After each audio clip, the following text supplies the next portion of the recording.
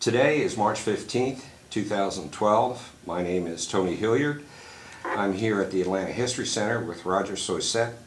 We're here to interview Mr. Herb Norton, a veteran of the Vietnam War, for the Veterans History Project. Herb, would you please state your full name, your date of birth, and your address? Herbert L. Norton, Jr., July 7th, 1943. Okay, thanks. I'm going to ask you to speak just a little bit louder. Okay. And could you tell us a little bit about your early life before you got into the service? Yes, I was raised in an upper middle class family. My father was an executive with the E.I. DuPont Company. He was a regional sales manager and national sales manager of various items. And lived over on the east side of Atlanta until 1957, where we moved to where I live at 1298 now. I was actually born in Chattanooga, Tennessee, and my father was a native here, and second generation native, and mother was too pregnant with me to move back to Atlanta when I was due, because Dad had already been transferred back here from DuPont. And that's how I got there. Like I said, we've been there since 1957, which is a long time in Atlanta. So we've seen Atlanta change. I had a long history of military service in specifically my mother's side of the family. Her great-grandfather was in the war between the states, as they say in middle Georgia. The recent unpleasantness. My grandmother was in the Second World War. All of her contemporaries, aunts, uncles, etc., were all in the military. My father was not. He was drafted about the time I was due, so he got a deferment. Then the next time my sister was due, and the next time he had been working up at Oak Ridge, Tennessee, and he knew too much, so he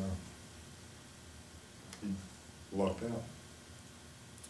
I was,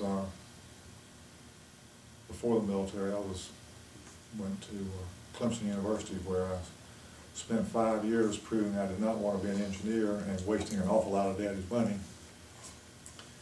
When they finally decided they didn't want to see my ugly face anymore, I enrolled at Kennesaw Junior College at the time in 1966. And when my friends and neighbors found out I was no longer at Clemson, they decided I had had enough education and that I should be drafted. And I was. And it's amazing how things happen sometimes. I had taken my physical when I was at Clemson and over at Fort Jackson in South Carolina. Well, the day I was to report, and did report down to the induction center in Atlanta, they had misplaced my records. This was a Thursday or Friday, I don't remember exactly. So I was sent back home for one more day, and then was rather upset having to go there because we had tickets to the Tet Tennessee football game, which back in the 60s was a big deal. So I didn't get to go to the football game. But I was inducted. And we went down, and after induction went down to Fort Benning, where everybody from here went. And it turns out everybody that was drafted the day I was originally supposed to go in went to Fort Polk, Louisiana, and the infantry. The next day, my entire group went to Fort Hood, Texas, as replacements for the cadre there that had been stripped out and sent to Vietnam. So we took basic training at an artillery unit at Fort Hood. It was a self-propelled unit, so we had a short time in basic. We only had like 6 or 7 weeks. We did not have the intense infantry training that most people have here. And So we had a fairly easy time. I would not say we were well trained in infantry tactics, since they all knew that we were going to be in the artillery and we were an SP unit, self-propelled unit. And so that's, we did that, and I had scored fairly well on my test, so I was given some junior ranking and all during the training. We had everybody at Fort Hood went home at Christmas time, including us trainees. So I was supposed to be work down on the guns. I was going to be an artilleryman, and we went home for Christmas. And while home on a 2-week leave, got a letter from battalion commander saying that his clerk had been ordered to survey school, and he didn't want to lose his clerk. Would I mind going to survey school? Well, back when I was proving I did not want to be an engineer, I started off in chemical engineering and then switched to civil engineering. So asking a civil engineer if he wanted to go to survey school was like throwing Burr Rabbit in the briar patch. I said, I think I'll do this. And survey school was not at Fort Hood, but was at Fort Sill. Well, since I was permanently assigned to Fort Hood as part of their cadre, I was therefore on temporary duty and could have a vehicle at Fort Sill. So I drove up to Fort Sill and was the only person in the training battalion that had a vehicle. Well, they're recycling Marine sergeants through as you're getting retraining, going through service school. Well, those guys didn't have cars. This guy had a car. You can imagine how well I had it at Fort Sill. Went to survey school, and I don't remember much about the school, but I know it was, we learned to do what we needed to do, and literally you got out with the transits and the old chain, and, the whole NOS probably doesn't exist anymore with all the GPS systems and electronics everybody has now. You don't need somebody with a 100-foot chain and stakes in the ground and going down the road. And that's what we learned. Of course, when I got back to Fort Hood as permanent party, it seemed the artillery was always using a survey party in the open as a reason to test fire the rounds. Didn't make the surveys feel happy, but all in theory anyhow. I was at Fort Hood until I got my orders to go to Vietnam. Went home for, I guess I don't remember, 2 weeks, something like that. And then flew from Atlanta to San Francisco.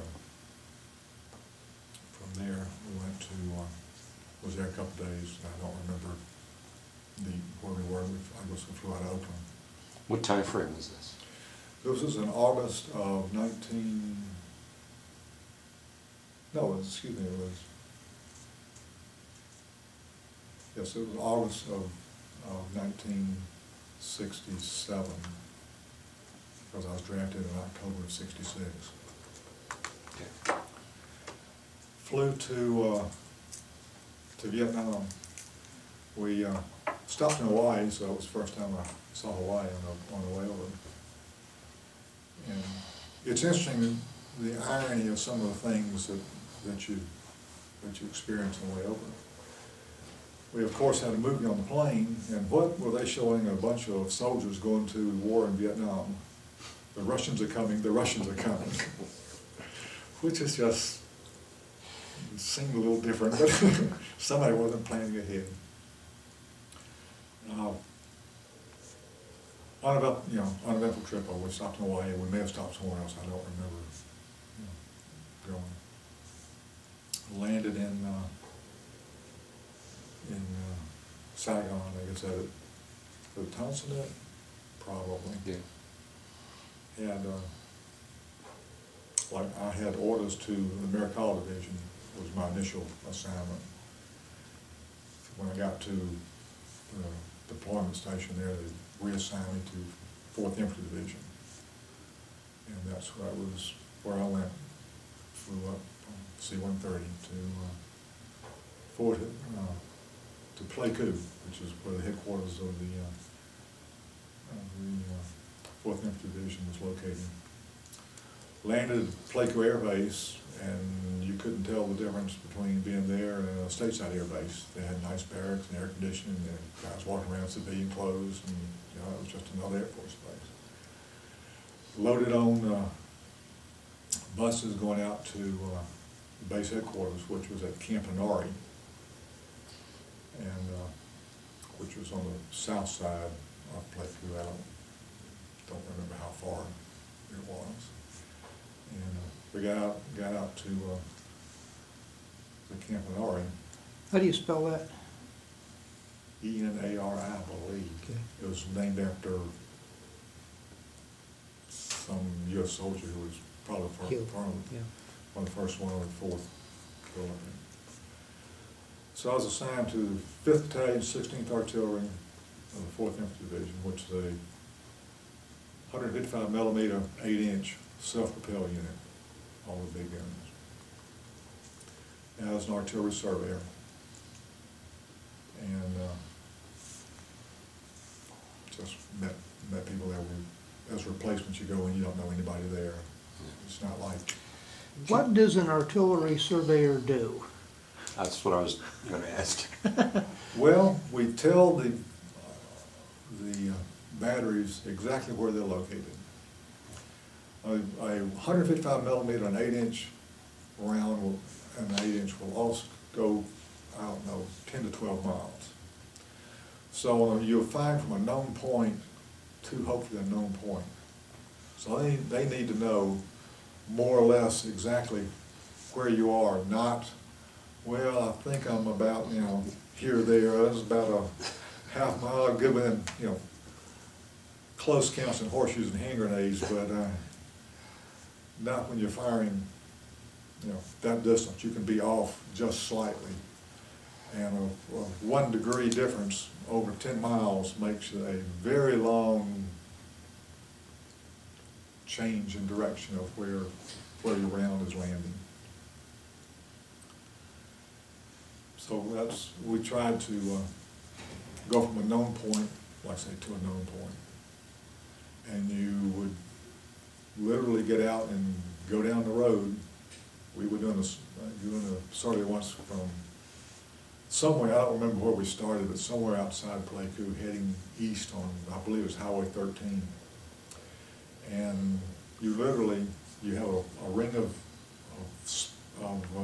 spikes. So you put a spike around, you put it was a metal link chain. I think it was 100 feet, but I don't remember what it was, so many links. And this was a way that George Washington did it, and everybody else has done it since whenever they invented doing that. And you literally put a spike in and you record this, you go down the road, ching, ching, ching, ching, ching. We were doing that, and we hadn't been in the country very long because didn't know enough to be scared. We were surveying down the road, and we were just living out there. We didn't have our rifles, we didn't have our steel pots. We were just doing our thing. Good Lord was looking out after us. But all of a sudden, we're going down this road to where this battery was, so they know exactly where they'd set up.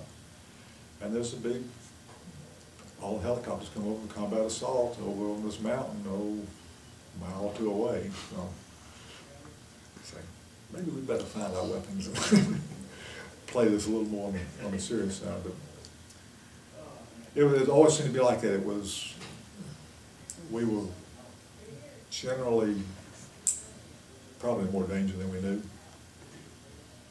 But good Lord looked after us and didn't have it bad at all.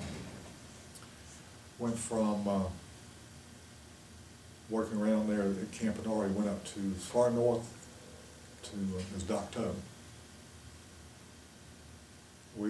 Our survey group was up in Dak To in December of '67, before the Tet Offensive in January. And doing survey around up there. We were, I had learned enough you could walk around the camp all day if you had a clipboard, nobody messed with you, and they just left you alone. So we didn't have anything to do, and so I walked around with a clipboard. Heard a couple of zings go by. I don't know if it was ricochets off of, test firing range some down there, or a lousy sniper. Thought maybe I best not walk around with a clipboard too much. We established a fire base out to the west of Dak To. And if you look on the map to where Cambodia, Laos, and Vietnam come together on that point, I was in about 100 meters of that point.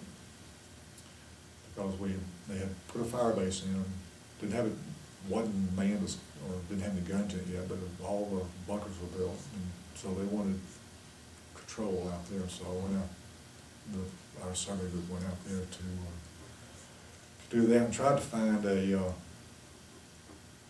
was supposedly a survey point on top of one of the mountains. Up there we went up. The infantry said they wouldn't send a helicopter up there unless to drop us off to see if we could find it, unless they put a platoon up there, and they didn't want to do that. So us being young, arrogant, and foolhardy, took our division artillery. We had the chopper out there, so we went up there and tried to land and find a survey point, but it had been so overburned you couldn't find anything. It was just dust and flying everywhere, so we decided maybe that wasn't a good move after all. But we did shots and established the fire base as good as we could, and had everything surveyed in. And then we left. We left the whole infrastructure there, and which seems rather stupid to leave nice bunkers and all that for the enemy. Except that it wasn't that nice for the enemy, because when they came down there and took their fine quarters we built for them, we had battalion fire for supposedly the first time since World War II. And we dropped in 15 rounds of .155, 4 rounds of 8-inch, and a supplemental round, 6 rounds of .105 at town on target. I never saw the results of that, but rumor has it, and rumor is what you make of it. Turned a whole bunch of folks into hamburger, according to the words. So, since we couldn't, they supposedly, the information, the word got to Washington, they turned down the reason they didn't staff the thing and fire over. This was right before the Tet Offensive. They were trying to interdict on the Ho Chi Minh Trail coming down. Then I left Dak To, went on R&R, and came back and left survey. The battalion commander needed a driver, and I was selected to be the battalion commander's driver. He was Lieutenant Colonel Hayward, never forget him. Nice guy. He was an ROTC officer, he did not go to the academy. So. Very interesting man. I wish I could remember some of my conversations, but the best thing about being battalion commander's driver, or any commanding officer's driver, is nobody messes with you. Because you're with the old man, everybody knows you're with the old man, and y'all are going to talk. So that was interesting. It went up and down, he would fly, I would drive, we had a Jeep, I had the old standard Jeep with the hook on the front and all that. Well, got a wild idea and wrote back to Mother and Daddy and had them send us some upholstery or Naga hide to, red naugahyde to make seats for the, seat covers for the, and so we didn't have, the regular Army Jeep seat covers. We had red seat covers since the colors for artillery was red, so he thought it was pretty cool. And I did it the rest of the time we were there. We went as far, like I said, up and down Central Highlands, as far north as Dak To, went as far south as Bambi to it. And I couldn't begin to spell, that's the reason I didn't put it on the form.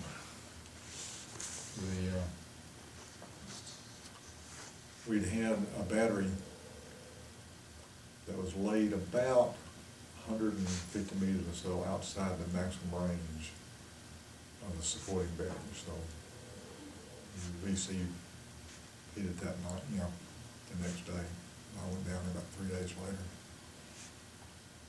But everything was okay, they managed to fight them off. But Was that the Special Forces camp, Bama to it? Probably. I seem to remember that. I think there was one down there, and it was, I don't remember, it was, like I say, it was outside the max range of the supporting base, so they hit it that night. They didn't even, they got the Tactical Operations Center, which is basically the fire control center for the artillery bases, sandbagged in, but they didn't wire up anything else, and Charlie just came in that night. Supposedly, we were told that there was, somebody got them back reduced, and they had a quad 50 up there and managed to keep them at bay. So, that was pretty much my experience. I saw, so far as I know, the only time I was there, I saw one dead body, one NBA body, and that was it. We lost a couple people in my unit from doing mail runs. I hit a mine on the truck. Wounded a buddy, and we had one killed there. That was only at least in our little group. When you were, a few minutes earlier, you were describing how, working with the battalion commander, you ranged north and south. And Right.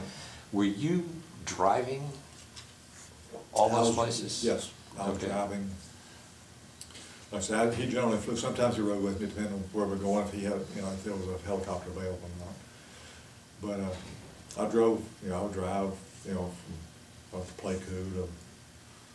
Well, that could be risky business. Yeah, as I remember, we were in a convoy once, and I was just, one of the many Jeeps and deuce and a half, all that kind of stuff. We were going down, headed south someplace. I don't remember where. And all of a sudden, all the support units, all the gunners, and all this, sort of locked and loaded, and started paying real attention. It turns out we were going through some valley that the French had lost a battalion in there back in the 50s. The Street Without Joy. Yeah. Yeah, I heard that story. So everybody was paying attention there. But nothing happened. But you never knew. That was one thing, you never knew. We heard, we'd go out on, even though I was battalion commander, we still had to go out on patrol, et cetera, out from, there were very few infantry types on the base. They had a quick reaction force, but, we all, the different units, would have to go out on patrol, which was, sometimes, you wonder why we didn't go.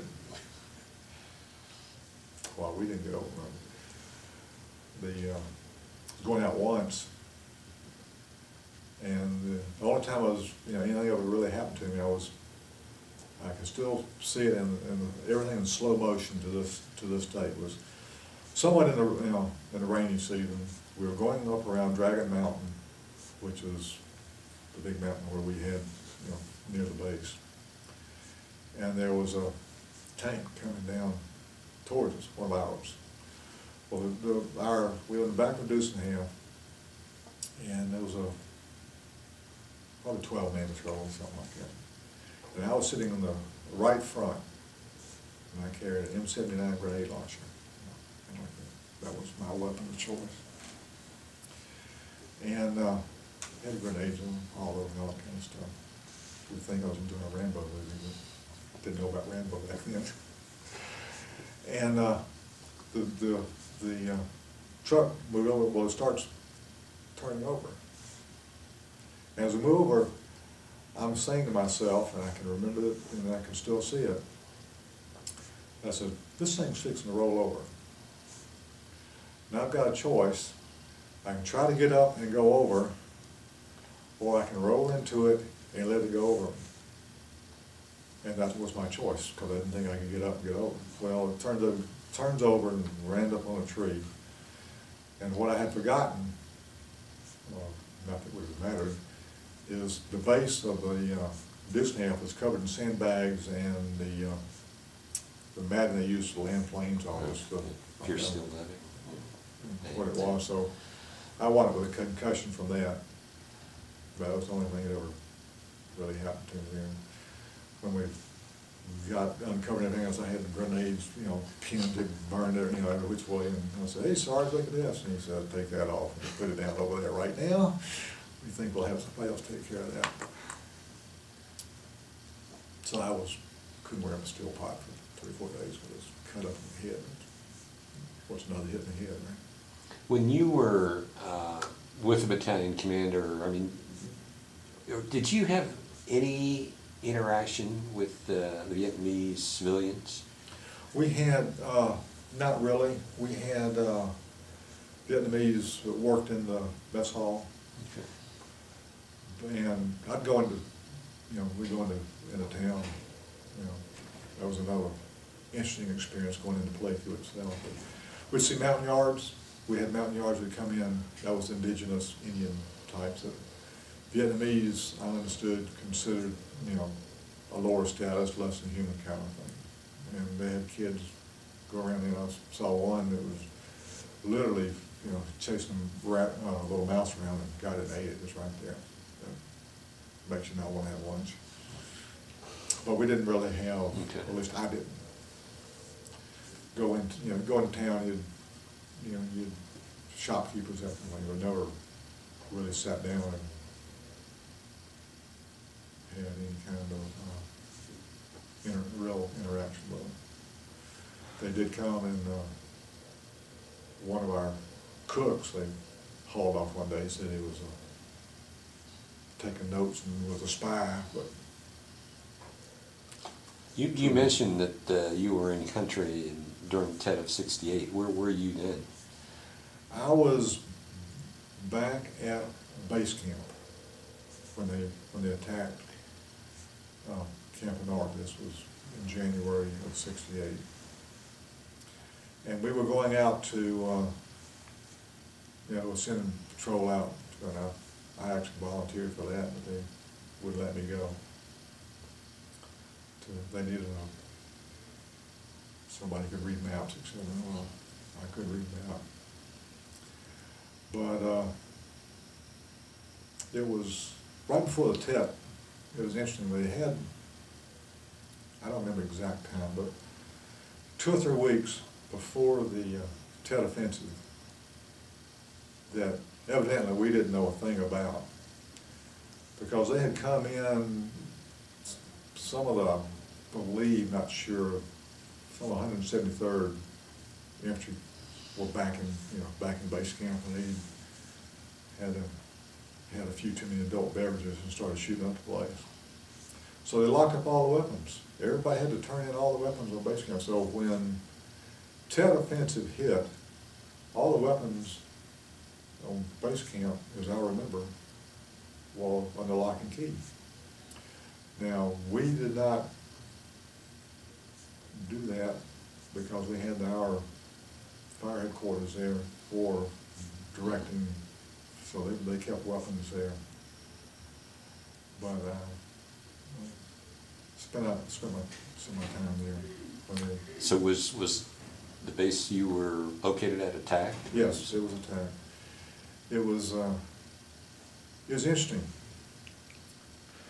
in a strange way.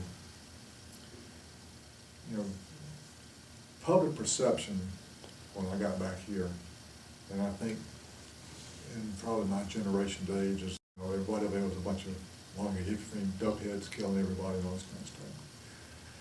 There was one small group, about 3 or 4 guys out of my company of probably 100, that would smoke some weed.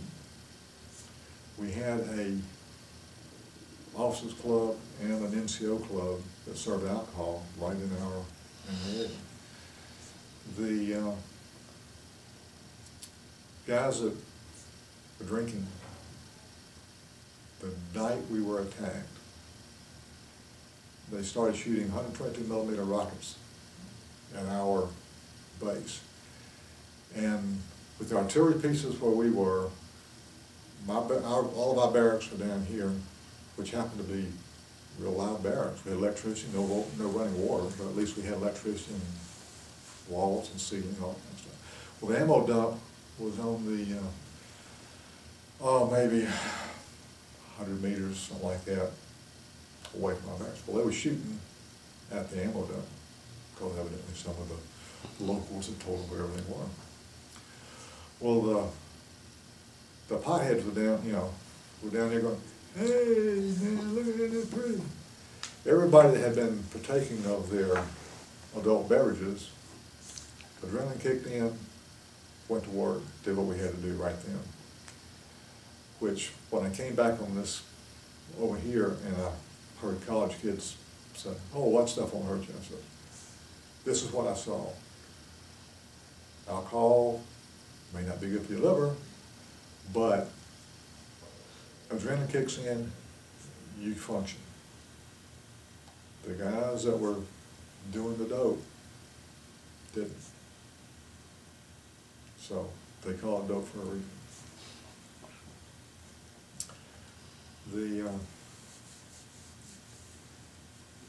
Like I said, they shot 122mm weapons out. So the next day we went out in a helicopter and actually saw we actually captured one of them. I've got pictures where they captured supposedly the first 122 of the whole sites and the tripod. It was just different. You know. I'm sure had I been, you know, gone the day before and gone in infantry, I'd have an entirely different story. But I came, you know, that was, I was there for Tet, and for the rest of the year, I came back in August of '68, after having got my various awards on the accommodation level, et cetera. So I guess not, we went into it. Where were you assigned when you came back? Had less than, since I was drafted, I had less than 2 months to go. Oh. So they said, "Go home." I said, "Oh, gee whiz. Be happy to do that." So I was in a year and 10 months and 3 days, if you look at my daily 8 hours and 35 minutes if you want to get technical. Who counts? That's obviously so. So when I came back, it wasn't worth the time and effort to reassign me, you know, for less than 60 days. So. When you came back, you came to Atlanta and went on leave, and did you? No, I processed out. We flew back. It was interesting when when I think about when, you know, I jumped way ahead there. When we were assigned to, you know, rotated out of country, we went down to Cameron Bay, I guess. I'm pretty sure it's Cameron Bay. And there was half of us from from the 4th Infantry Division and half from, I think, 173rd, all going back on the plane. Well, we got down there, and there was no such flight as they had us all booked on. So they hauled us over for 3 days, and it was some folks were getting real rowdy, they wanted to leave, so next plane in, they put us on and let us go out. Well, it was a TWA plane. And when we took off, well, we got out and you could see the bird. Then it started bumping everybody, all from rank on down. I was a Special 5 E5. So they got down to E5s, but I think they left one sergeant E6. They had a couple of sergeants E5. And it was, a sergeant, sergeant E5 could go by, could do this. Spec 5 couldn't do that. Same thing, just whatever. That's the Army for you. So they bumped everybody down, and we got on the plane. I was expecting some cheers or, some sign of joy. Dead silence, which was surprising. Everybody was, I guess, just relieved to get out. Then everybody was still in, jungle fatigues, etc. Well, the plane had problems, so we had to stop and land in Tokyo.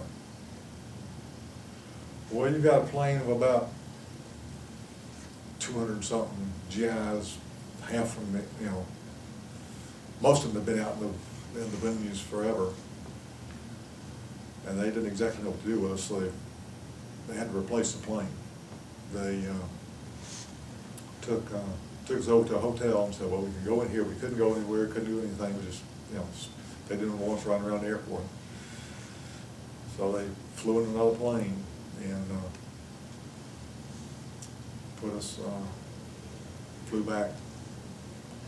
And I think I don't remember if we stopped or not on the way back.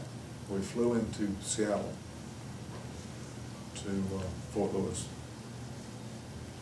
and processed ourselves out. We had enough clerks in there that could process, get all the paperwork done, because it was a weekend. Of course, nobody was there to process it out, so everybody wanted to leave. So they got us processed out and got us some Class A uniforms. And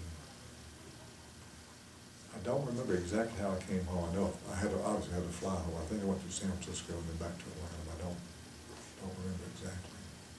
Did you have any difficulty in the San Francisco airport in uniform? If I did, I don't remember it. Probably got some strange stares, but I don't remember any kind of overt hostility like some folks talk about having. So then I came home in October of '68 and decided that I had best do something. I was not going to stay at home too long. First time I was sitting in a chair in the den, and my mother walked up and back of me and touched me, and I about came unglued. Did not like that. So stayed there and started looking at schools to go to. Since I had not been exactly a stellar student before, I was just got in the car and started going. I made friends with a guy who lived in Houston, so I stopped at schools in Alabama, went on down to Houston, and was working at the University of Houston. And this guy's mother, I stayed with him for a while. This guy's mother got out there and she didn't like it in her undergraduate school. She was going up to San Houston State in Huntsville, Texas, which is about 50 miles north of Houston. Suggested I go up there. Well, I went up there and met with the registrar, and he said he would let anybody in school who had been to Vietnam and wanted to continue his education on probation. Hey, that's no problem.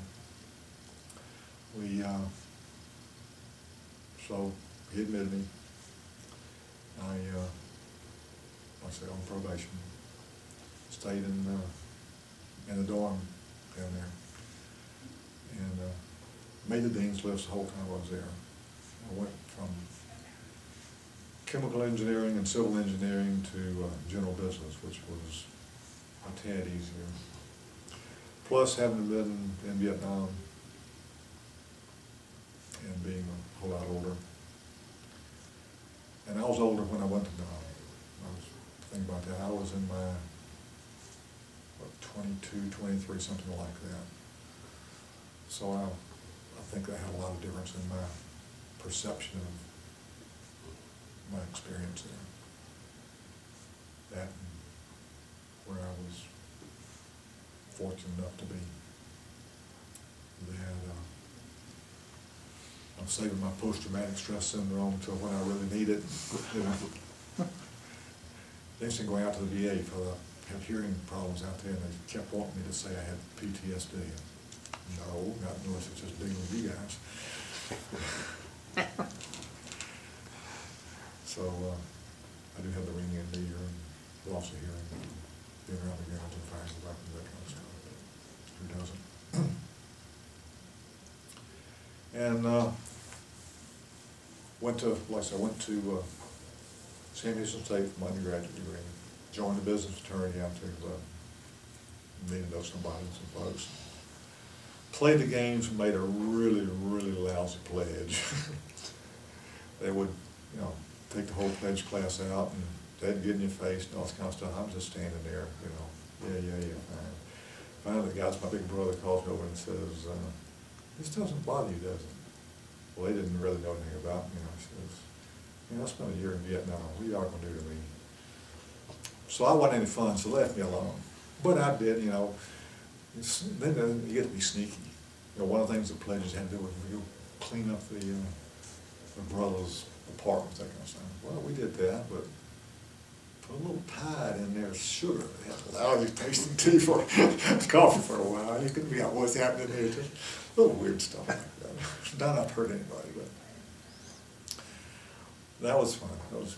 Then I went to, after I graduated a year and a half, I was on the dean's list, so I was an outstanding student and all that kind of stuff. I like history.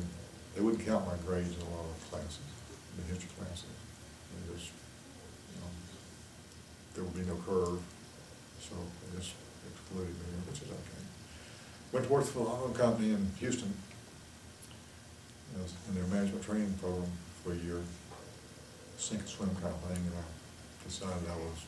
Did you say Holland Company? No, telephone company. Telephone, I'm sorry. Southwest Bell at the time. I was, I was not even introduced to the, didn't even meet the guy who was to be my boss in the interview process. Went down, I was told I was to be in charge of the payroll department. I had 12 people reporting to me. You have a payroll due out Friday, good luck. I was not even introduced to my employees. Luckily, there were some ladies in there that took pity on the kid and knew what they were doing and got me through all that. Stayed with the phone company about a year and went back to graduate school. Started with Sam and went up to North Texas State University in Denton, Texas, where I got my MBA in marketing. Met my future wife there. And went to work for F.W. Woolworth Company in the audit department. I was a field auditor for them. And based in Dallas. Stayed there, got married here in Atlanta because all my family was here. My wife was from Arkansas. So we got married here, went back to Texas, was auditor, field auditor for them for a year, promoted audit supervisor, moved from Dallas to Milwaukee, Wisconsin. You talking about culture shock. This old southern boy had seen pictures of all that ice and snow up there. Went up there in April. They actually had snow while we were up there in April. I couldn't believe it. But thoroughly enjoyed Milwaukee. A great town. We lived in the little suburb of Milwaukee. Move 800 miles south would be fantastic. Nice people, but the weather just not cool. Stayed up there for 6 years, and then My father died in '79. We moved back here in '80 and I bought a family place from mother, and she moved back to live with her mother, who was, like I say, a World War II veteran in the Signal Corps. And moved here, went to work for Rollins Incorporated, which at the time was a multi-conglomerate. It's now just Orkin. Stayed with them for about 5 years and went to work for Watkins Associated Industries in their treasury department. In the interim, I had taken when I was at Rollins, I took the CPA exam, which I was always seemed to be working in accounting. I was one of the few who passed it the first time through. And then, like I said, I left Rollins, went to Watkins and stayed there for almost 25 years till I retired. And